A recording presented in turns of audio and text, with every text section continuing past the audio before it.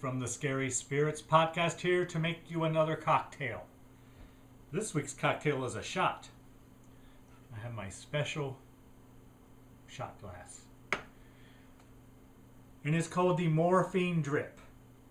And as usual, it is the featured cocktail in today's episode. We're going to start butterscotch schnapps. Half an ounce. Into our shot glass. Next, amaretto almond liqueur. I am using dissect. Another half ounce.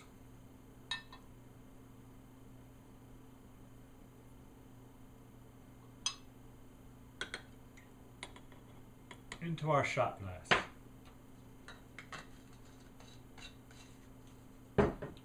Then the recipe calls for a splash of Bacardi 151 rum.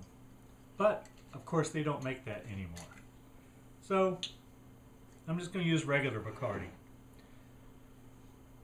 It does say you can use an overproof rum, but I don't have any of that. And I'm not sure they make that anymore either. So we're going to give a splash of rum.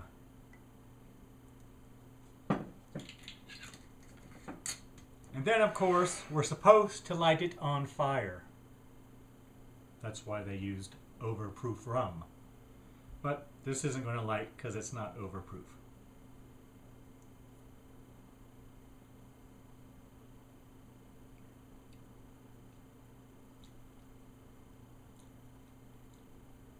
It's pretty good, though.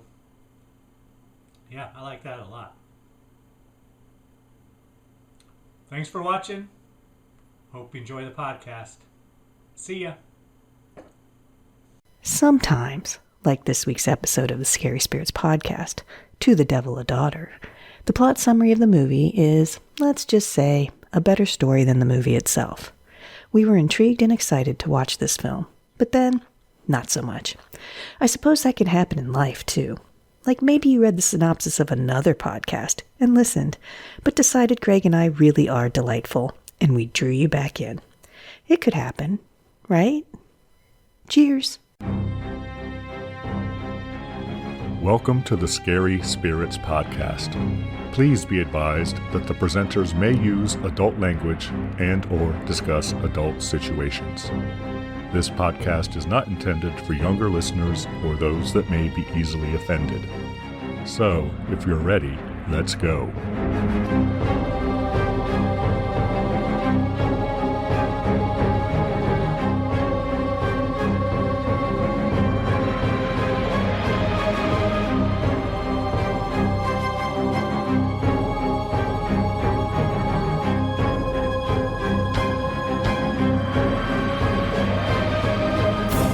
Hello, boys and girls. I'm Greg. Hi, everyone. I'm Karen. And welcome to the Scary Spirits podcast, the podcast that combines the two very different but highly compatible worlds of scary films and alcoholic spirits. What could possibly go wrong? Indeed. How are you, Karen? I'm doing great. How are you, Greg? Oh, I'm just peachy, Karen. Yeah, I bet Thanks you for are. asking. It's what we do. 2025 starting out great for you? Well, you know it. It's going to be a banner year in the Wallace household. It'll be fine, I'm sure. All right, Karen, was this film my choice? Was it? I mean, it is a Hammer film. It is a starring Hammer Christopher film. Lee. So, whose choice could it have been? It's probably mine. Definitely yours. I want this one in your column. Yeah, I'm sure you do. The film I have chosen is called To the Devil a Daughter from 1976, starring Sir Christopher Lee and Natassja Kinski. Is this her first film? This is her second film, I believe. Okay. She was cast in this after someone saw her in a previous film. Maybe a German film or something like that. That would make sense. And her birthday is in 2 days if you're listening to this on the day it goes live. So that's Aha! why I chose it. Now we Not know. because it's a Hammer film starring Christopher Lee. It's because it's Natassja Kinski's birthday. And I don't even know if I'm saying her name right. I think you are. Okay. That's how it I would say it, but that's not how it is spelled at all. I was trying to, Anglinize it. yeah, Well, it's just a bonus that Sir Christopher Lee is in it then. it is. Do you have a drink to go with it? I do, Karen. The drink I Right. have found is called the Morphine Drip. Interesting. Yes. How do you make such a thing? Well, it's a shot, Karen. So we're gonna need half an ounce butterscotch schnapps. That's a tongue twister. One splash of Bacardi 151 rum or overproof rum, because they don't make 151 anymore, and I'm pretty sure you can't find overproof rum anymore. But anyway, and a half an ounce of amaretto almond liqueur. One of your Mm. favorites. Yeah. We're going to pour the half shot of butterscotch schnapps into a shot glass, top with the half a shot of amaretto, and then splash with 151 rum and light on fire, Karen. Then we put out the fire and drink. I like how that's in the instructions. Yeah, you have to say put the fire out. Otherwise, you'll get burnt. You'll lose your eyebrows. Burn the roof of your mouth, maybe, or something. Well, that's true. Or your lips. Yeah. Should we give our friends and listeners time to make their own morphine drip?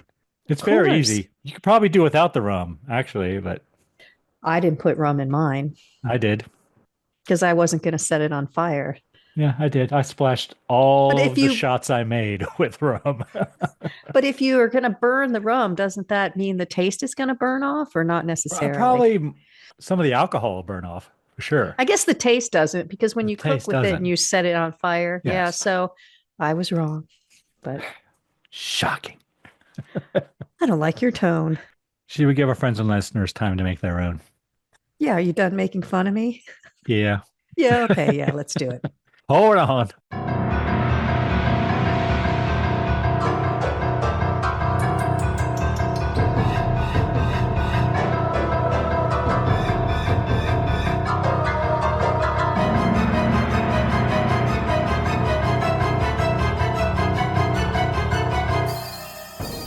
And we're back. Yes, we are. Karen, might you have a brief synopsis for us of this film? I do. Go on, tell us all a story. When a young nun's physical and spiritual safety is compromised by a disgraced priest who is in commune with the devil, her father enlists the help of an occult novelist. Thank you, Karen. We are a match. It's not bad. No, and it sounds like a hell of a movie, too. I know. If I read that, I'm like, ooh, I want to see that. Props to the plot summary specialist. All right, Karen, tell us everything you really enjoyed in this film from 1976, starring Sir Christopher Lee and Natassja Kinski, Oh, and some Greg. some other Yeah. fairly famous actors I recognized. Greg. Yes, Karen. Let me see. Well, I will say there is sequel potential in the most dramatic of ways that I like it. So I'll give you that. Sir Christopher Lee looks like he's having a ball, and he is sufficiently creepy. That's pretty much all I got. Do you have anything else? Do you have anything on your list that you really liked? I have the story is interesting. So just reading that synopsis, that sounds like a hell of a story, right? Exactly what I thought. I want to see that. I want to know more about that. Okay. And I wrote Christopher Lee is terrific. He doesn't look miserable, which in a No, he's lot of having a his good films, time. he looks miserable. And this one, he definitely does not. He kind of pushed for this one to be made. But I will say it's next to the final film that Hammer made, like back in the 70s before they were recently revived. So Hammer was reaching its end, and so I don't know if that's why. I don't know if one is the cause of the other. You know, I don't know if it's not as good as I thought it would be because they were so far in decline, or It they're so doesn't far in decline because they're not making good films. it doesn't necessarily feel like a low budget. It's not high budget, obviously, but it didn't really have that feel of terribly low budget. I will say I thought of one other thing. It does not start in the forest with a carriage. They have moved on from that. I Maybe think it's a maybe Hammer should have stayed in the forest with carriages. possibly, but I'll give them props for trying something different. I think it's supposed to be a very serious kind of film, which I'm not going to say all their other films are campy, but they are a little bit. And I think they went for serious here. I'm guessing. I don't know what Hammer execs were thinking at the time, but I think they tried something new. And I will say, that's brave. All right. So tell us everything you didn't like, Karen. I probably jumped the gun a little there, but Well, it's a bit of a cluster. It's confusing. I must have said, I don't understand what's happening about 52 times in this film. I couldn't really follow it. It's choppy. I still don't quite understand the need to do all the things that they did. There's random exploitative scenes that just seem to be like, well, let's do an orgy scene and let's do a baby scene. And I don't know, it just didn't feel authentic. It felt like they were just adding things in to have shock value, which some of them did, I think. Interestingly, the church doesn't come out too bad in this one. And normally that's a given. So I'm not saying I like that or didn't like that. It's just an observation. I couldn't follow what was happening a lot of the time. And there are scenes where someone's been murdered and then they just leave. Like, I don't know. Just like I said, I just said, what is happening a lot? I couldn't follow the story.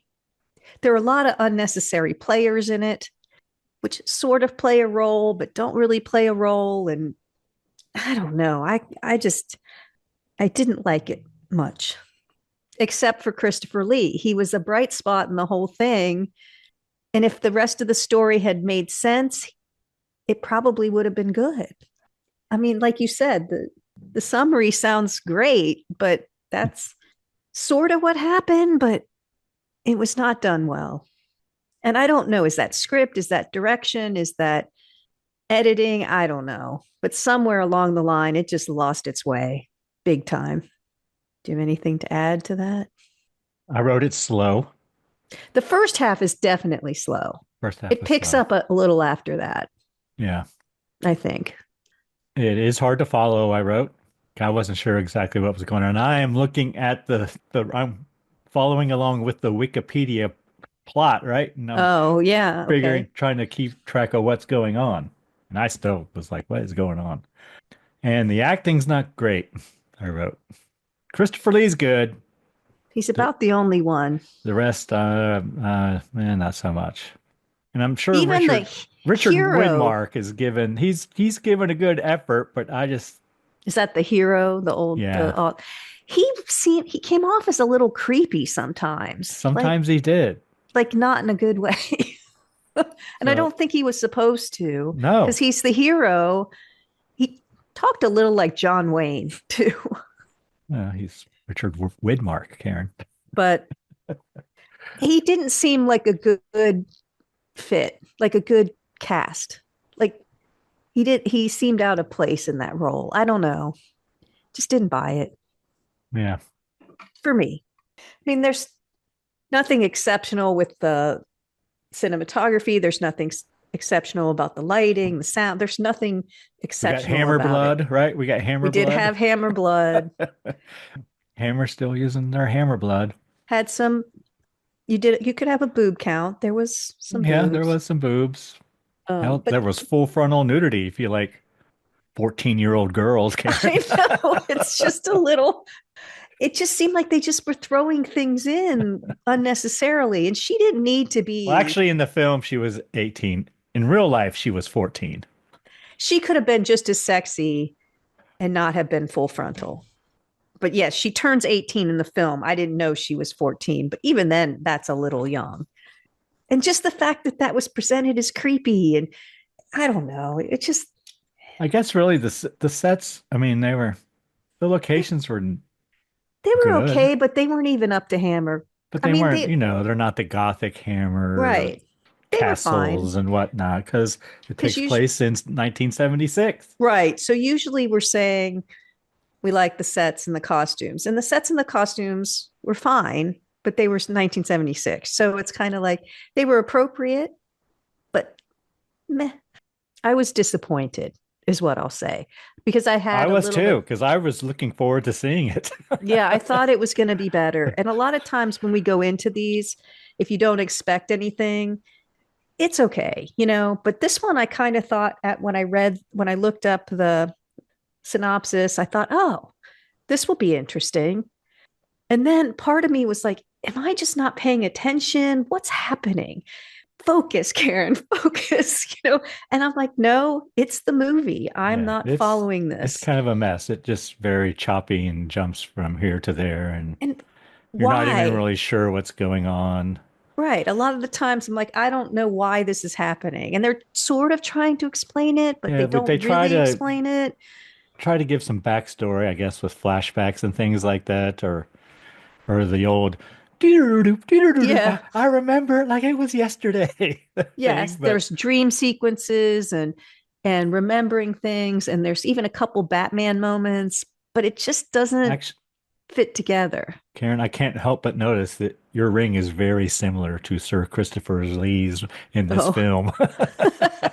his was a pinky ring though. That is true. Well, Just look at the ring, Greg. yours would probably fit on his pinky. Just look at the ring. Karen is delightful. Nothing to see here, Greg. Just focus on the ring. And if that is a mood ring, I remember mine looking a lot like that when I wore one. That color. It is a mood ring. Yeah, this isn't a good one, Greg. It is not. I can't even come up with something to say. Okay, if you like Christopher Lee, Yeah, I think you'll enjoy it you will. because he definitely puts on one of his better performances. Yeah, he does. I agree. Just everyone else let him down. And I think it might be script and direction or something. It's based on a book, I believe. Yeah. Semi based. There's probably not a lot of And it's similarity. probably a good one. It's probably good. The That's book is probably good. probably why Christopher Lee wanted to have it made, or pushed for it. Does it have the same name, the book? I think it might. Yes, same name. 1953 novel of the same name by Dennis Wheatley. And this Dennis Wheatley apparently also wrote The Devil Rides Out, which is also on my list of Hammer films to see. Well, I'm not too excited about that now, but That we'll one see. precedes this one, though. So, Oh, it does. Okay. I was going to say, is that the last film they made? No, that one's before this one. but I am reading that the screenplay notably deviated from the novel. So, of course, the guy who wrote the novel was not pleased. Well, I don't think if this was my novel that I would be pleased either. So I'm Yeah. sure he's happy. Not happy it deviated, but happy this does not represent what he wrote. Yeah, even the guy who wrote it didn't like it, Karen. Well, to be honest, the title makes no sense in this film. True. The title is an intriguing title, and I'm like, wait, what? What? Wait, what? I kept waiting for it all to make sense, and it doesn't. This might be my least favorite Hammer film so far. Probably mine, too. If I'm trying to think. I mean, I don't know. Probably. They missed the mark. I Yep. see maybe they were trying to do something, like I said, a little different. Did not work out well. All right. What kind of cocktail rating you want to give this film, Karen? It's at least a 4. I'll give it a 4. It's not quite a 5. It's inching Just- close. But Christopher Lee's performance alone is worth one cocktail. Okay, that's true. I will give you that. If he sucked in it, it would have been a 5. Did this director direct any other Hammer films? Just a couple. Still a couple. A couple horror films maybe, and then he also did some comedies and one other TV series. That almost is what this feels like. It's so broken up that it almost feels like a TV series where you would, A mini series. yeah, like you had, oh, this happened. Stay tuned next week. And then they give you some more information and then another chunk, maybe. I don't know. I still don't think it would have been good, but it might have been a little better if they could recap, kind of tell you what was going on, and then move forward. All right, before we get into it scene by scene, Karen, would you like to hear a review from the time?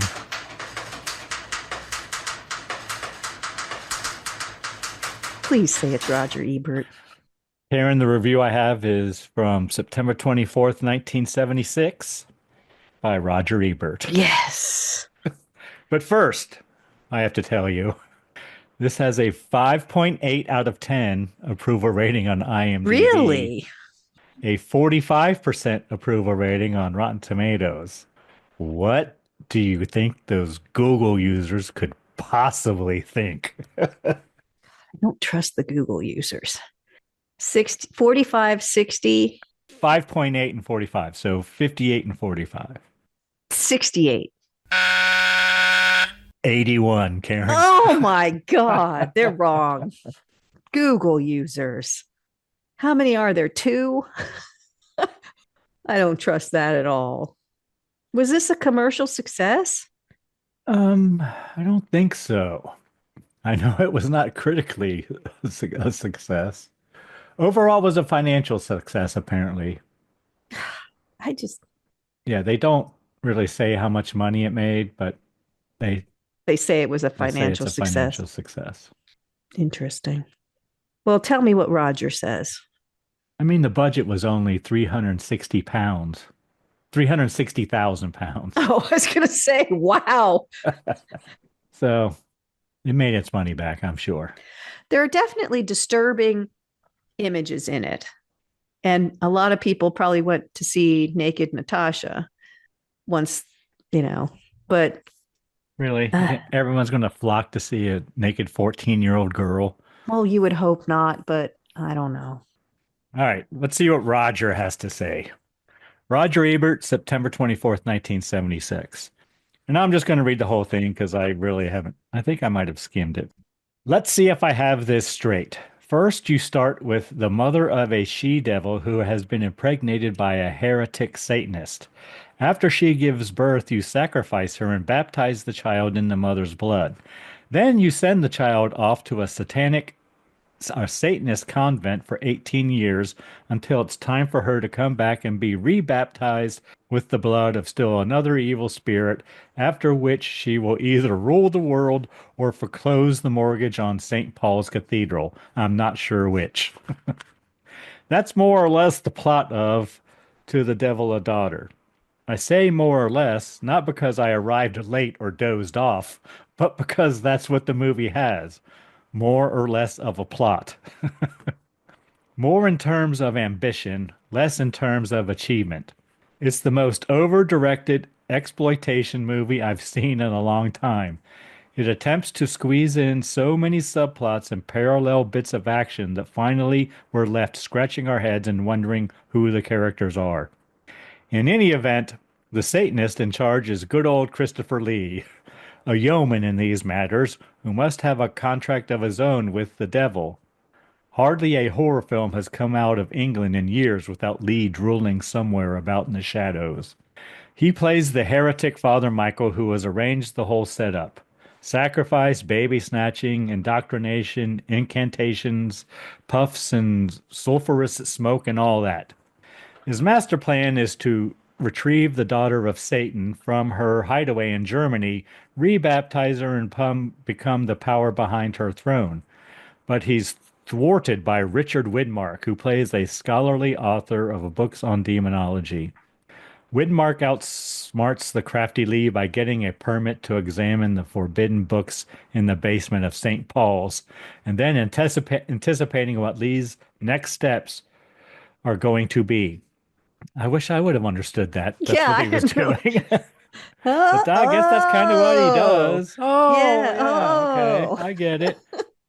This leads to the movie's only moment of humor when deep in a crypt, the Archbishop finds a bookworm squirming among the banned volumes and concludes that perhaps it's just as well. But I almost forgot to mention the telephones. There are lots of them ringing all during the movie. Oh, there are. And at first I thought they were some kind of symbolism. Ma Bell as she-devil. But no, this is a British movie and the post office runs the phones over there. The post office has been called a lot of things, but, and then I got it. The screenplay has so many characters and they're in so many different places that the only way to keep them halfway straight is for them to be calling each other all the time. There are even several scenes in which the phone rings and no one's at home. No one of this earth, anyway. So I don't think Roger liked it. Well, I think he had similar objections to what we just said. Although he doesn't say something kind about Christopher Lee. And then when he says, and finally we're left scratching our heads and wondering who the characters are, I was doing that a lot. And I had their names written down. Yeah, there's one point where I was like, wait, is that her father? No. Wait, is it? Yeah, maybe it is. Oh, yeah, I think it is. No, it isn't. No. It's once not I figured out who they were, I wrote down next to them little notes like, oh, I knew. Well, he's Christopher Lee and he's Richard Widmark. Okay. And then I finally figured, oh, they're the two Satanists. They're in it a lot, but we never really hear their names. You know, the doctor and his wife, I guess. The adoptive parents is what I called them. Yeah. Not one of the best. I will say there are disturbing images in it. There were things that made me distinctively uncomfortable. Okay. Yeah. In a horror kind of way. There are kind of disturbing things going on.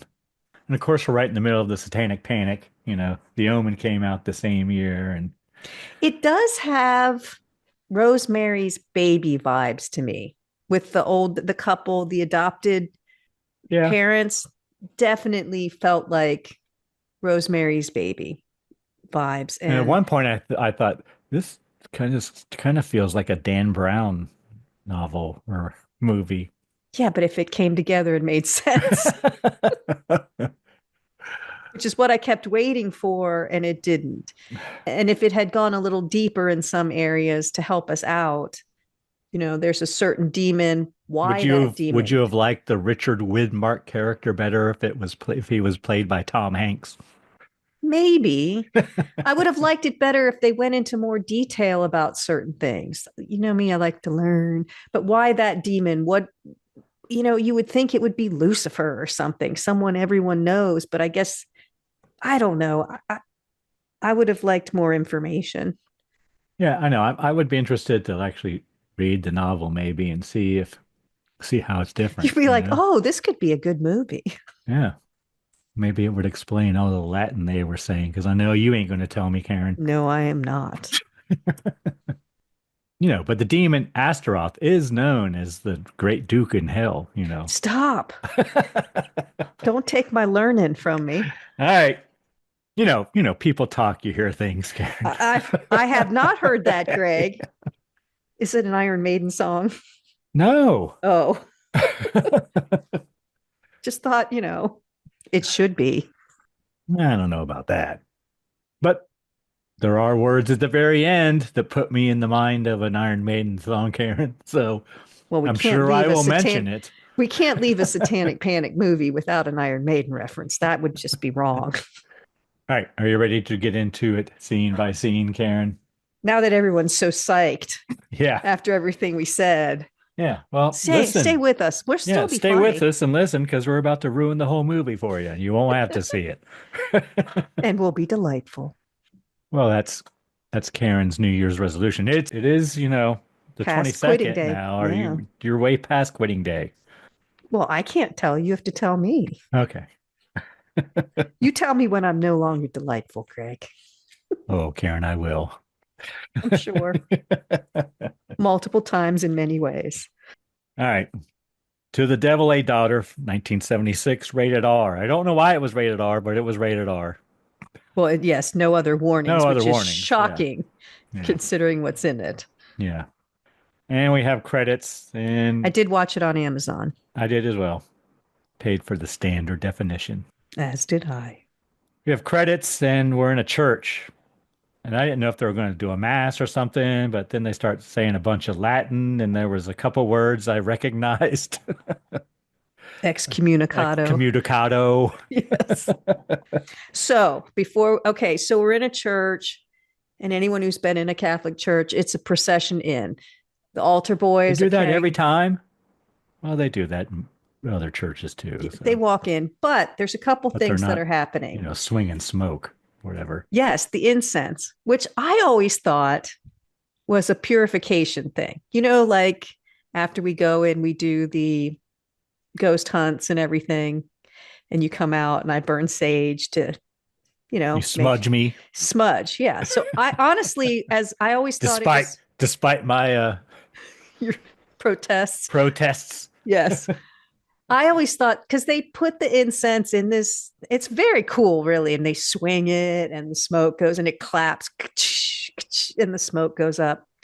I thought they were just like purifying everything. Well, no, Greg. In the Catholic Church, incense is burned as a symbolic representation of prayers rising to heaven. It does signify purification and sanctification, adding a sense of mystery and solemnity to worship service and drawing on biblical imagery where incense is described as part of the heavenly worship in the book of Revelation. Essentially, the smoke from the incense represents the prayers of the faithful ascending to God. You've So been Catholic all your life, and you didn't know that, Karen? I did not know that. Oh my God! I hope your father doesn't hear this episode. I don't think he listens. Here's another thing I didn't know. So the guy coming in is a bishop. Okay. Yes. I could tell by the hat, but I Yeah. didn't know that the hat worn by the bishop is called a mitre. It's the tall, pointed ceremonial headdress that symbolizes the bishop's spiritual authority and leadership. So it's a folding cap with two shield-shaped halves that face the front and the back. And the halves are sewn together to rise to a peak. They're made of silk, linen, or gold cloth and decorated with embroidery or precious stones because, you got to make it fancy. This is what I didn't know. The mitre's two sides represent the Old and New Testaments. The shape of the mitre represents the Holy Spirit. The mitre symbolizes the status given to the wearer. I did know that. And it's worn during important ceremonies by bishops, cardinals, and archbishops. So it could have been an archbishop doing this. I just assumed it was a bishop.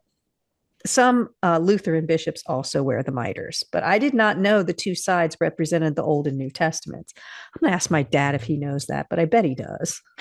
So you can tell right away it is a ceremony of importance because of the attire that the priest is wearing. Then Father Michael, who's Christopher Lee, is excommunicated. And I wrote, he looks very angrily at the crucifix, Karen. He just sits there in a pew and then gets up, yes, and stares down Jesus on the crucifix. Then we have words to read, Bavaria 20 years later. We meet Catherine the nun. We see Father Michael, and I wrote, he's still wearing his priest outfit, even though he's been excommunicated. So whatever. You're not the boss of me. That's right. And he takes Catherine from a convent and puts her on a boat. Yeah, so he's with her, right? Yeah. So why? I'm like, he's with her. Why does the rest of the movie have to happen? Because we have to go, location shoots, Karen. But he could have gone with, why does she get separated from him and have to go through this whole thing? Why doesn't he just go with her? Doesn't she have to go to Germany, to the land of their god or some shit? But why didn't he go with her? Well, I don't know. Eventually, right? Yeah. Maybe he had to stay and do some paperwork or something. Yeah. I don't know. I was just like this from now on, after I watched the movie, from this point on, this makes no sense whatsoever. He had her. Even if he had to go to the holy site, he should have just I was a little surprised when he put her in the boat and said, go on your way. Yeah. And then he walked back. I was a little surprised by that. And so then another couple, I guess, is going to take her to London, question mark, I guess. thought it was her parent. I mean, it's basically her parents. Her adopted parents or whatever. Which are parents, people. They are. But she sees her father yearly. Yes. So she knows she has a father. We find out she has a biological father. These are just her parents in the church, but they've raised her. Well, no, because she's been raised in the nunnery. Yeah.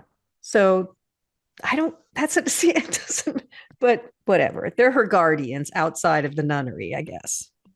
Then we have shots of London, I guess, the British Museum and stuff. And there's some book release party at a art gallery or something. And it's a book called, because we see it, The Devil Walks Among Us by John Varney. Then I wrote, a guy crashes the party to talk to John, question mark. He tells them that he knows him to get to talk to him, but I'm not sure he really does, right? Yeah, we can't really tell. But we do see him give John some photos and papers. And information. Then we're in the airport, and John is there, and he has a picture of Catherine. So And David's there. So we do meet David and Anna. I think Anna is either his publisher, his publicist, edit something. She's involved with his writing. And her husband is David. And David tells John, whatever it is, don't do it. But he goes to the airport and he does see her. He's got a picture, just leaves his car right at the entrance. Do you need a car service? No, no, just leave it right here. Hops out and goes, how he knows what flight she, but he's in the right exact place and recognized her, even though she's in full nun regalia.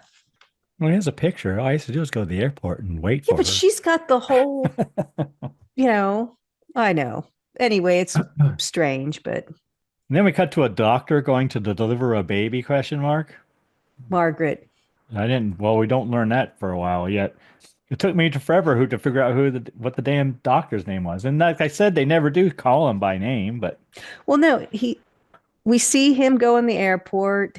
I said, I think he's going to meet someone, maybe looking for the girl. And then the doctor, who is Catherine's adoptive father is a doctor and says, Margaret is there. She says, that's right. And then immediately we're back at the airport. Yeah. Airport. John stalks Catherine.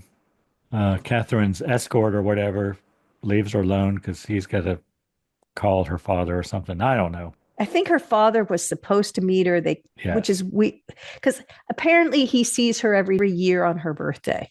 Yes. I think is what they say. So her birthday is very soon. So they're expecting the father to pick her up. He's not there. He goes to call and John swoops in.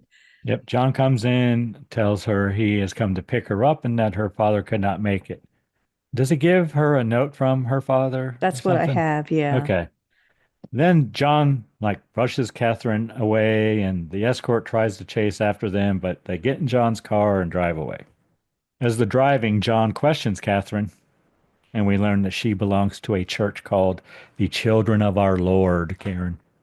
That's very vague. Then we cut to Catherine's father calling the police. And this is when I realized, oh, that was Catherine's father in the book place, right? Yes. But he's calling the police. He's at his house and he's telling them that he's going away on vacation or whatever or something. And he's letting all the staff off as well. So no one will be at the house. But he asks. The manor. Yeah, the manor. He asked the police to keep an eye on the place as he's burning papers, Karen. Yes, which we don't know any. So he's now burning letters. I have in my notes. I'm confused. I don't know what's going on. Then John takes Catherine to his place, which is on a harbor. I guess. Something. I don't know. There's boats for some reason. I know. I didn't know they had canals and shit in London. Well, I'm sure there's water. Yeah. But it's just they found a cheap place on the water and decided to film there. I bet it wasn't cheap. I guess maybe he's supposed to be famous. So he's got this fancy place or something. I don't know. Right. And then we cut to Father Michael leaving the island convent. So he's just leaving later, Karen. I don't know. He couldn't get on the same flight. I don't know. He had to book a later flight. She is now I thought they were going into a hotel. It's his apartment. He calls it his little retreat. And I said, he's creepy. He's a little creepy in this part. Would you like to take off your headgear? She says, no. Would you like a drink? Yeah, it's just weird. I'm is he part of the Satanist? He was creepy in this section. But she says she's hungry, and he's like, great, you can cook for yourself. Well, he Here. doesn't say that, but Basically, he you can does. help. You can help me, whatever. But he questions Catherine about the church. Henry calls, her father calls, says he can't see her. He tells her to stay with John. And as her father's talking to her, the guy we saw at the airport escorting Catherine is at Henry's house. And Henry shoots the guy. He gone. They both have guns, but Henry shoots him first. Isn't he on the phone when he does it? Yeah, he's calling. He's trying to dial back Catherine, I think, Oh, okay. because he hangs up. Thank you so much for listening to the podcast. We appreciate you spending time with us. You know, you can help us grow our audience by following us on social media at Scary Spirits Podcast. Just look for us on Facebook, Twitter, Instagram, and YouTube. And don't forget to tell all your friends to find us too. Now let's get back to the show.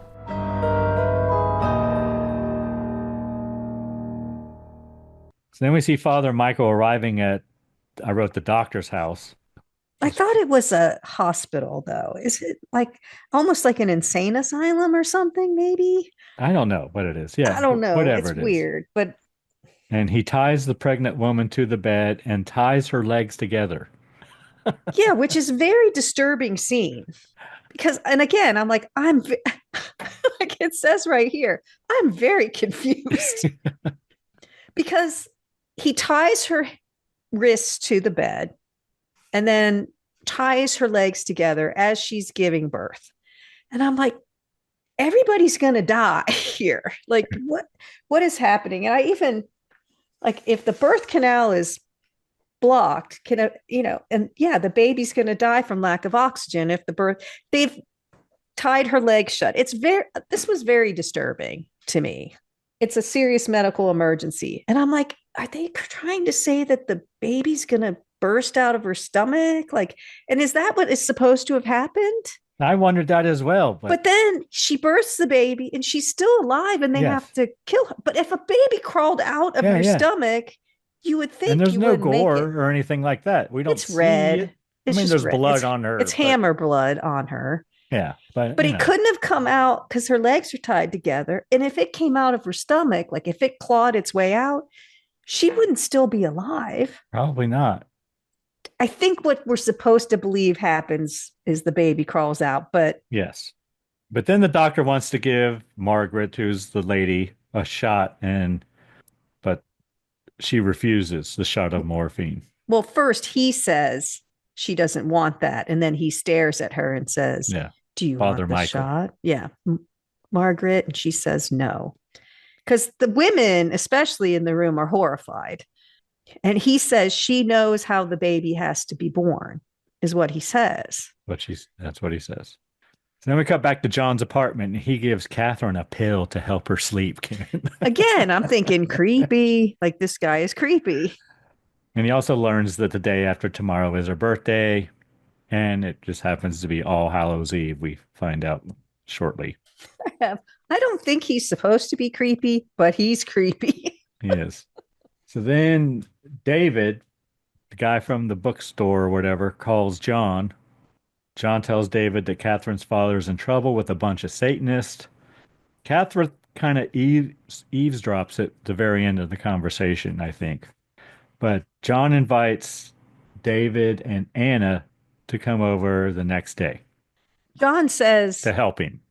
Satanism is 98% people who are just getting their kicks dancing naked and freezing in churchyards. It's the 2% left that he worries about. He says that. And he says he's just taking care of the girl, and he'll have a hell of a book on his hands if this all plays out the way he thinks it might. He's in over his head. He doesn't know it, but he's thinking about a story he's going to get out of this. But yeah, he invites Anna and David over for breakfast in the morning. Then we see Catherine sleeping and she's having nightmares, and we keep cutting back between her and the pregnant woman. Yeah, like she's experiencing what Margaret is experiencing. And then I wrote, is John's writing a star chart for Catherine or something like that. Because he says something about astrology at one point earlier. Then he goes to check on Catherine. And we see Father Michael lighting some herbs on a Baphomet dish, Karen. Yes. And the baby is born, I guess, and placed in an incubator. I think it's supposed to be some sort of monstrous baby, right? Yeah. Father Michael unties the lady, Margaret, and tells her now she shall die. Which I can't believe she's not dead, but okay. The doctor gives her an injection of morphine, Karen. She gone. Hence my morphine drip. Yeah. Nice tie in. Next thing I wrote is Christopher Lee's pretty creepy in this. Yes, he definitely is. He does some good eyeball and acting too. He's lots of It's funny close-ups on because his face and he's grinning and yeah, the way he's smiling and grinning, he is very creepy. And it might be it's not my favorite performance from him, but it certainly is one of the ones I think is better than others. yeah, I But really it's a like terrible him film. in the Wicker Man. It's a little similar to It this, is. his acting It is. in this. So then the baby is flown somewhere and then taken in an ambulance someplace else. And it's in an incubator the whole time. Yeah. I don't know. Then we cut to John's place and he brings Catherine breakfast in bed. Again, creepy. And she said she had a horrible dream. And And he did hear her in she's the wearing night a screaming. rather flimsy nightgown as well. For a nun, certainly. But Well, it's a devil's nun, though. So there you go. she had a horrible dream. She was being born and she was a hideous creature and she was clawing her way out as she was being born, she says. And then she begins talking about her experience in the cult. And we learn that Father Michael is her godfather. Yeah, And by this she's, time, I think we know, yeah, this is a cult yes. she's involved in. But she learned different languages. That was her specialty. Yes. And he And said, I wanted to know more about that. I know. And what did you pick? And she says, well, I didn't pick anything. Things are picked for you. But what Yeah, but languages? what is it? Yeah. But nope, don't get to hear any of that. Nope, no idea. So she's rather privileged. She admits it because he's her godfather. So then David and Catherine, or no, David and Anna arrive, and John tells them that Henry, Catherine's father, conned him. It's not Henry that the Satanists want, it's Catherine. And he does say when he answers the door, I think we're dealing with the other 2% here, which is, it's serious. Then he talks about Hallows Eve and how it's this most important day to Satanists. It's like their Christmas. And it's also Catherine's birthday. Then John says, I gotta go. Can you watch her? Yeah, just leaves. Then we see Father Michael, and he calls Henry, Catherine's father. And as he's talking, Father Michael wraps a rope around that telephone handset. And then Henry sees a snake wrapped around his hand.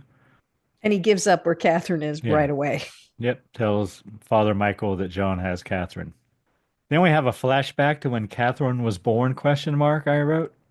Father Michael baptizes Catherine, and Henry's wife died during childbirth, but then we see her telling him to hold on to the pact or her spirit, or I don't know. It's some And necklace. she's like a fire, something about fire. She's a fire symbol, and if he breaks the pact, he will die by fire. But we don't know what the pact is. We sort of get a sense it has something to do with Catherine, but I still don't know what the pact was. I don't know, but Then John goes to the address for the Children of the Lord. I guess he looks them up in the phone book, Karen. I yes. don't know. And he finds, I wrote that the building has been taken over by the Salvation Army, question mark. Or another church. I don't know. This scene was weird. They looked too. like Salvation Army people to me, but they were obviously another religious sect. But they started singing a song about looking for the children of the Lord. And I was like, this is weird. And now Yeah. back to the apartment. Back at the apartment, Catherine reads John's book.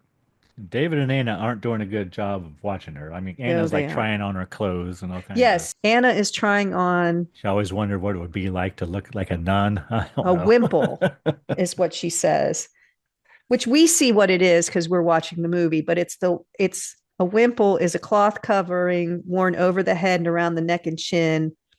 It says, especially by women in the late medieval period and by some nuns. She's in full nun regalia. She's in the habit and the dark clothes. Oh, so I can tell you, Catherine is. yes, when we meet her, the habit is essentially the same throughout the world. It's called a habit where they have the hat, the wimple, and the black robe. But the normal color is black, symbolic of repentance and simplicity, which, I mean, I knew that, but they Well, wear there you all go. black. You learned something in church, Karen. I didn't know that was called a wimple, the white thing, Mm. but I knew the rest of it. Then we have the baby in the incubator in a church, I guess. And Father Michael tries to summon Catherine. I And just Catherine, and he's turning over what looks. Is this where he's plates. turning over the paper plates Yeah. painted gold? Yes. And Catherine opens the gift from Father Michael. Was that a gift he gave her as they were getting in I the thought boat it was or some from shit? her adopted parents, Maybe it but was. I I couldn't don't know. remember where she got it. Yeah, they handed it to her in the taxi going to the airport Okay. before they Got it. dropped her off and said, "Don't open it until your birthday."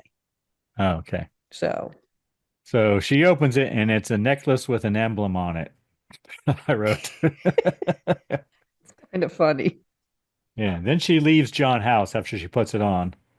And then John sees her from across a canal and yells for her question mark. Is that what that is? A canal? I guess because With the there's bridge that you have to like hand crank over. hand Yeah, crank over because it's they kind of cool. retract it for boats to go through. Yeah, It is kind of cool. it's very cool, but I don't know. But there's a boat going by when he sees her, so the bridge isn't there. So then he takes the big wheel and spins it to erect a bridge, I wrote. Yes, and then he runs across. I'm sure you're supposed to de-erect it when you get to the other side, but he just kept running. Well, I don't know because I don't know how that works because later we see Well, a the boat people on the boats approaching it. can't do anything. Well, then we see later a boat approaching it as it's beginning to retract as Catherine is running across it. I think someone's, So well, maybe maybe it there's does it on, yeah, automatically. I don't maybe know. there's some sensor or something. I don't know. Maybe. So then he runs after Catherine, catches up to her, because he can run faster than a 14-year-old girl, I'm sure, and rips the necklace from her neck. Then John goes to his house and, He kind of manhandles Catherine, yeah, but right throws her around. when he rips off the necklace, we get a shot of Father Michael, and he's not happy. Yeah. Just kind of the Christopher Lee hiss. Your mood ring has changed colors, Karen. Just look at the ring, Greg. Look at the ring. It is. It has. You sounded a little panicked there. I like it. So then John questions her about the emblem that's on the necklace, and she tells him it is Astaroth, their Lord and Savior. Okay, yes. So as you alluded to earlier, Astaroth is a demon in demonology and is considered the great Duke of Hell. He's a member of the evil trinity along with Beelzebub and Lucifer. He is male. He's said to be one of the incarnations of death. And before his fall, he was a high-ranking angel, possibly a prince of thrones or a member of the seraphim. If that means anything to you. Then we see. But he manhandles her. He's pushing her. He slaps her. Oh yeah, enough that Anna and David are like, "What are you doing?" Yeah, but we do cut to like a ritual with Catherine and Margaret, and oh, she's remembering. Yeah, what and happened. I wrote all the Satanists are having sex in the circle around as the statue is making Margaret love is to impregnated Catherine. by Father Michael But yes, Catherine is simulating a sex act with the statue. And then everyone around them, it's an orgy, basically, around them. it's shocking scenes, but I obviously just stuck in there. No pun intended, but like just sure. I guess it's what Satanists must do, right? I So they wouldn't had to know, get it in Karen. there, so to speak. There you go.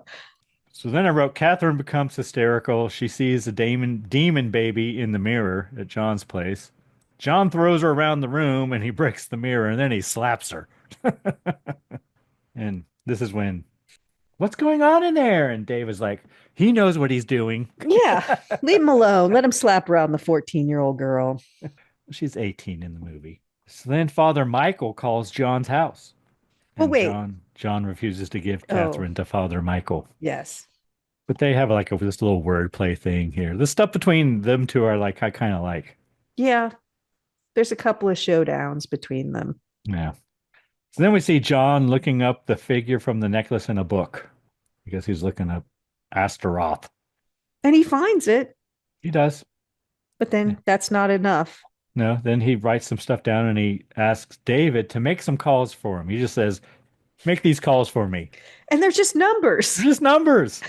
I David know. knows what to do. I know, was like, I guess. how does David know what to do? They're just phone numbers, but he does. He makes the calls and asks the appropriate questions. Yeah, about Henry or whatever, Well, Catherine's yeah. father. Okay. Because when Father Michael calls, he says, "Ooh, Catherine's father's been in an accident. He's at this hospital." But John is like, "I don't know what you're talking about. I don't know any Catherine." And then that's where they have their little back and forth. And then he leaves him a bunch of numbers to call, and he knows what to do. He's going to call the hospital. He's going to call the manor. It was impressive, the ESP that they have together. So then John visits a bishop, right? A bishop? Yes. And John asks why Father Michael was excommunicated. And eventually we learned that his ultimate goal was to create an avatar. But when he's talking about what he was doing, it didn't sound horrible. I mean, until he got to the part, but even then I didn't understand what the plan was. I still didn't understand what the plan was. To create an Like, avatar? well, why didn't he make himself the demon? Why does he have to do it to this girl? I have no idea why it had to be the girl. Okay. He could have told us something that why she had, okay, maybe it was her birthday on All Hallows Eve, the great, but that didn't seem to be what it was. I'm like, I just didn't know what was going on. But the bishop is kind of funny. He's like, "John, have you gotten yourself into some trouble? Are you hanging out with Father Michael?" I thought that was kind of funny. John's like, no, something's happening. Yeah, it sounded like they have a previous relationship or something. Yes, absolutely. Like it's his bishop. Yes. I don't know. Even though he's American, but apparently has a London place, so whatever. So then the bishop takes John to the secret library under the church, I assume, Karen, is where it is. I guess, because John asks permission to read the Grimoire of Astaroth. Book about Astaroth, I wrote. I think the grimoire would be that Astaroth has written it. Okay. And I think Father Michael went down and read it and figured out how to basically reincarnate him, maybe. But a grimoire is usually a list of spells, and it's almost like a witch's diary or something. So it would be the demon's diary. Okay. I'm guessing, unless they're just throwing that word in there to make it sound good. I mean, that's what people say. So then we see Father Michael summoning Catherine again. And Catherine takes I called it a rat tail comb, Karen. Is that what you would call it? Yes. And stabs Anna. And then she leaves out the patio door. And we did see earlier that the patio doors are connected. So you can go out one in the living area and come back and go into the bedroom and go back and forth without going through the apartment or whatever. Yes. And she fakes out David and walks behind him and out. Yeah. But before we get there, we have to go back to the library for a couple of things. It's kind of cool how they store these very precious, dangerous books, I would say. They're hooked on a chain, which is hooked to a pole, which is held with a lock, which I thought was pretty cool. because Mhm. they're obviously books that not everybody, you can't leave with them unless someone unlocks it and lets you open the book. And as Roger Ebert mentioned, the bishop does find a bookworm, an actual larva in the library. And just to let you all know, a bookworm is a general name for any insect that is said to bore through books. The damage to books that is commonly attributed to bookworms is often caused by the larvae of various types of insects, including beetles, moths, and cockroaches, which may bore or chew through books seeking food. So it's not a specific insect, it's the larva of many different types of insects can be called a bookworm. So she leaves. Once And, she's killed Anna, she just leaves. She's in a yeah. trance. And He's she did a calling good job her. of not getting any blood on herself either. She She stabbed just her in the stabbed that right in the neck and left it. whatever. But she's in a trance. She's did that, walked out behind Running it. through the streets of London. I guess it was pretty cool how they, because you see him walking towards the room and you see her pass behind him. Yeah, Like, that was a pretty that good was shot. pretty, yeah, that was cool to see that. And then she is almost hit by a car on the London Bridge, question mark, I wrote. She's obviously in a trance. Yeah. So she's struggling up the escalator. Like, why is no one helping her? She obviously looks She's a drunk nun. or she looks like a drunk nun or like she's very ill or something. And everybody just stares at her. But she's a nun. People would, So then John arrives home to find Anna dead. Well, David's just staring at her. And again, John Anna tries to and David oh, paid no attention to where Catherine was. and David confronts John. He blames him for his death, for her death. And John tells David, "Well, I got to find Catherine." So here's where I wrote. So if you remember, when David and Anna are in their apartment, Anna says, just leave it alone. Don't go, But David's like, no, I'm curious. I want to go. Well, he got the balls blaming John. This is all your fault. Anna said, leave it be. Let's not go. And David was the one who pushed and said, no, I want to go. And I'm like, now there's just so True. many non sequiturs. It's like, I get why you would blame someone if your wife was killed, in their apartment by someone they brought in, but he's the one who overruled Anna and said, we're going. And they did. So John tells David he's going to find Catherine, and then David stops him and says, "I'm coming with you. I want to find Catherine." Yes, which I think is nefarious, but they just leave Anna there. They do. They just leave. Don't call the police. Don't do anything. Don't do nothing. So then we cut to Catherine at the church for a second. Then John and David go to Henry's house, Catherine's father, and they find the body of the guy Henry shot. Then they find Henry upstairs sitting inside a pentagram. With a crucifix on the door. And And Catherine was found by her adopted father on the street yeah, and taken to the church. Yeah. true. So then John questions Henry about where the Satanists are. And I wrote, okay, we're going to get our Batman moment here. We're going to find out what the pact is, what happened. Here's where Henry's in the pentagram. He's all a shambles. He's just going to spill. And I'm going to find out what this movie means, what happened. I'm ready. No, doesn't happen. Nobody does tell them to go to the church where he made the pact. Yeah, he won't tell them where Catherine he must have the is pact. I must have the pact. until, like, you can't rescue my daughter until you do this for me. And this has nothing to do with him rescuing the daughter later, as far as I can tell. It might free Henry, Yes, but it doesn't help the daughter. true. It's just weird. But anyway, proceed. So I guess John tells David that they're going to baptize Catherine as the devil. Apparently John's figured it all out or some shit here. I think from And reading he tries the to tell grimoire. us what's going to happen or what's going on. So then John and David find the church, and I wrote, it's very windy in there. Yes, it is. The wind starts whipping inside the church. And then they see the spirit or they see Catherine's mother on the altar, all covered in hammer blood. And Catherine's mother is haunting Henry as well, At the same time. cutting back and forth between Henry and the church. Catherine's mother is wearing the medallion, The pact. the pact, I guess, and she goes to give it to David, Who wants it? but John So says, no, don't. But he doesn't really David try to stop him. David never listens to John.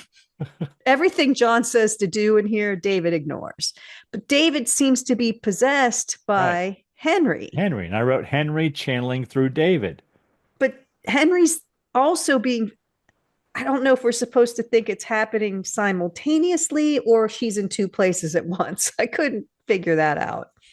Yeah, so then she gives the thing to David and then she disappears and he opens his hand and it's not there, right?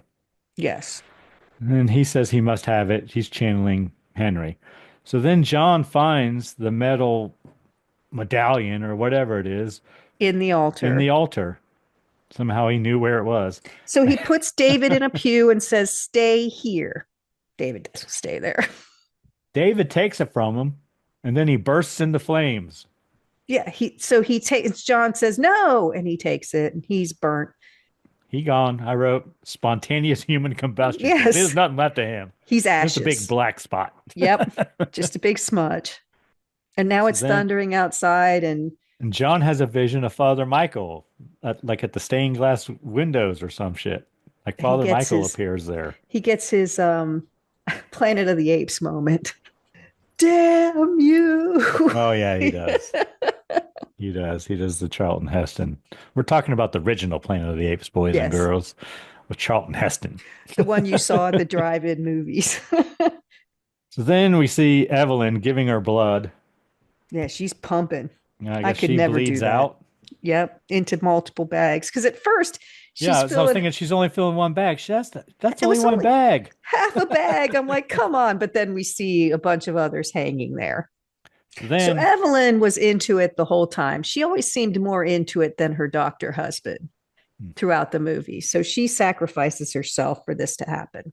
So then John picks up the medallion. I just call it the pact from now on. And he delivers it to Henry. He throws it at Henry, but Henry refuses to take it. Henry panics and then realizes the pact is broken because he didn't burst into flames, I guess. And then he says, oh, here's where you can find Catherine. Yeah. He directs them to their mausoleum. Then we cut to Catherine, like laying on a altar or crypt or something. It's a slab, but I called it an altar. I think it's an altar. And the demon baby is crawling towards her. The little hand puppet. Yeah. It's crawling towards her. And then I wrote, does the demon baby crawl inside of Catherine? That's what I kept saying. Is this baby going to crawl inside? She's not afraid of the baby. She starts to pet it. There's blood everywhere. It's crawling between her legs. So is it going to crawl back up inside her? And then I'm like, is it being sexual with her? Because there's the tongue. And I'm like, this is disgusting. And she's like licking her lips and stuff. This another disturbing image. But I think it crawls inside her because we kind of see her belly, her stump or belly, and it kind of moves. But there's a sexual part of this, which was really disgusting. It's a baby. She's a kid. I was like, what is happening here? But then it just cuts, and I'm like, okay, was that a dream? I guess she was. That's what I said. I guess she was dreaming because Michael wakes her up. Father Michael wakes her up from the dream, I guess. But again, it was just put in there to be disturbing, and it is disturbing, but completely unnecessary. So then we see John. He arrives there, and he finds a big rock, Karen. Yes. Then we see Father Michael pouring He's making a circle of blood around the altar to protect him that Catherine lies on or whatever. It's a big ass circle too. And then he takes the baby from the incubator. And when he takes it out of the incubator, we see a shot of it. And it doesn't look like a demon baby at all. It looks like a real baby. Well, a doll. Yeah. A doll. Yeah. But a human doll. Yes. 100%. And then he grabs a knife and he like guts it, right? I think he slashes its throat and bleeds it on her. And she does get a couple drops on her. Well, he collects it. He collects he collects it. That's true. Yes. Sorry. Which, again, very disturbing. So then John hits George outside the mausoleum on the head with the rock. And then he enters. And then he and Father Michael have a moment here, and Yeah, Father which is a Michael tries to seduce John with Catherine. So he presents her as naked. full frontal. Yeah. It's a good standoff, except for that. Father Michael's inside the circle. John is outside the circle. He's already killed or at least maimed the guy out. He has the blood on the rock. It's like almost like the Old West standoff, in the street. Like they're about to have, a battle or whatever. And he just tries to get Catherine. She walks seductively towards him. And I'm like, he doesn't recoil as much as he should. He doesn't really pay any attention to it. He looks, but then he moves on. Thank God. Well, at one point earlier in the film, he says she reminds him of his kid. So, Which would be a little easier to yeah, ignore. Yeah.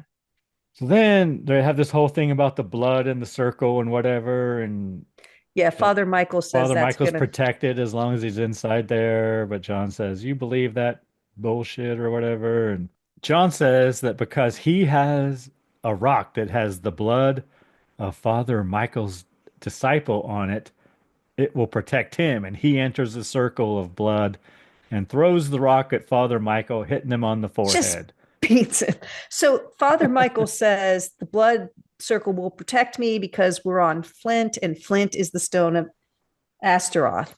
I tried to find out if that was true with very minimal investigation because I didn't find anything like that.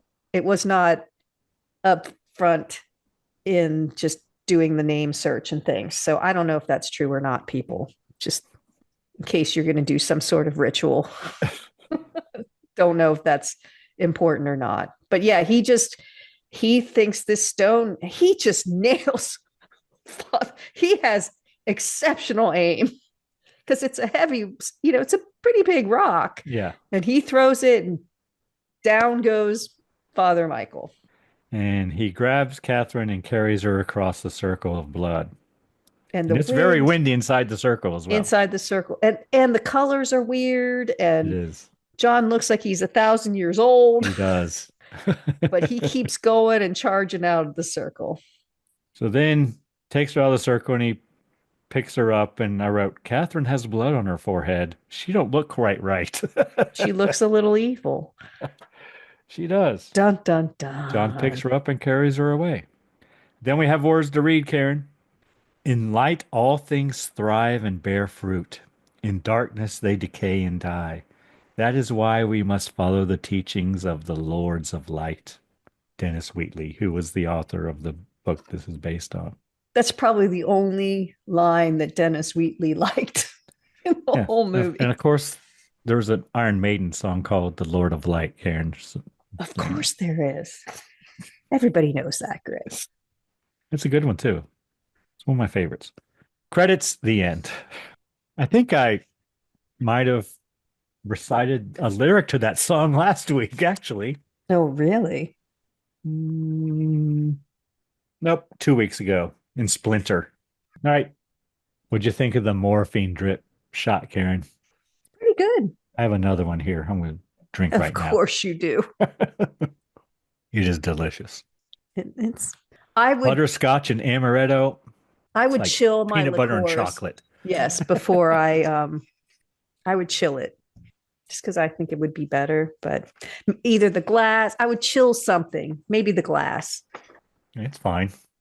I'm just saying, but it is delicious. It might be one of my favorite shots. It's smooth too. I'm not a big shots kind of person, but this is one of the best ones, I think, for me that we've had. Yeah, I can drink a few of those. I think you already have. Anything we learned today, Karen? Craig, I'm going to ask you, what's a mitre? Oh, it's the bishop hat. There you go. We learned a lot of facts about the mitre. We learned what a wimple was in a nun's outfit. Habit. The Astaroth, who he was, what a bookworm is, what incense is symbolic of, what a nun's attire is called, And what would happen if the birth canal is completely blocked? There you go. All right. Lots of fun stuff. Yeah. An Iron Maiden reference All and right, as you do. a disparaging amount. If you're going to try to do your ritual on Flint, we couldn't verify that. So do your own research there. Yeah. Don't trust movies for your rituals. Absolutely. Go to the Forbidden Library and look that shit up yourself. Yeah, go boys to the and girls. bishop, ask for permission, get him to unlock the books. Come on. You know what to do. All right. Are we ready to move on to next week's film, Karen? I think so. I think we're ready to put this one behind us. What film have you chosen for us next week? We're going to stay in the 70s, 1977. Go on. We are going to watch the film Suspiria, just because I want to see it. Because Dr. Craig mentioned it when we were speaking with him. It's sort of like a request because he said, I'd like to know your opinion on it. And it's been on my list for a while. And I thought, now's the time. I'm going to do it now. And it was released on February 1st, apparently, Karen. So. Oh, well, there you go. And our next episode comes out January 29th. That's what I meant, Greg. So you didn't want to see it? I did want to see it. Maybe that is why I picked it, but I thought I just picked it because I wanted to see it. So it's nice that it has that tie-in, but it's been on my list for a while. 1977. There is a 2018 film as well by the same name, but we're doing a remake, I think. 1977. Argento, right? Dario Argento. Yep, released February 1st in Italy, 1977. Okay. That's what I meant. Do we have a cocktail to go with Suspiria? We do. Is it an Italian cocktail, Karen? No, it is not. It's from absolutedrinks.com. It's called The Ballet Dancer. Okay. Which I hope ties into the film. Okay. We'll see. What are we going to need for that? You're going to need 1 ounce of vodka. They suggest Absolute because it's absolutedrinks.com. Half an ounce of dry vermouth, half an ounce of orange curacao. So basically, it's a orange. Vodka. Yes. It's a vodka lots martini. of orange. I've gone through a couple bottles of blue. We need to use up that orange, Karen. That's what I was thinking. Yeah. Fill a shaker with ice cubes, add all the ingredients, shake and strain into a cocktail glass. All right. It's a vodka martini with a little bit of orange. So it's going to be a bit strong, but I don't think that will make you mad. Okay. Anyone you need to thank this week, Karen? Oh, I think I need to thank our listener. There's a lot of podcasts out there, Greg. We need to thank people for spending time with us. Who do you need to thank? Karen, this week I'm going to thank the people of the Empire State. Is that New York? It is New York, Karen. I finally got one right. You're wicked clever. That's nice that I'm wicked clever and that New York is listening. And you're delightful as well. Of course I am. Still, for a little while longer. And also I need to thank the band Verse 13 for providing all of the music in the Scary Spirits podcast. The music definitely makes the podcast better. Anything else, Karen? Please drink responsibly. Yes. Hey, it's Karen, and I'm here to talk to you about getting social with us. Did you know you can follow us on Facebook, Instagram, and YouTube at Scary Spirits Podcast? Or check out our website, scaryspirits.com. If you have something to say, email us at info@scaryspirits.com. And as always, thanks so much for listening. Please drink responsibly.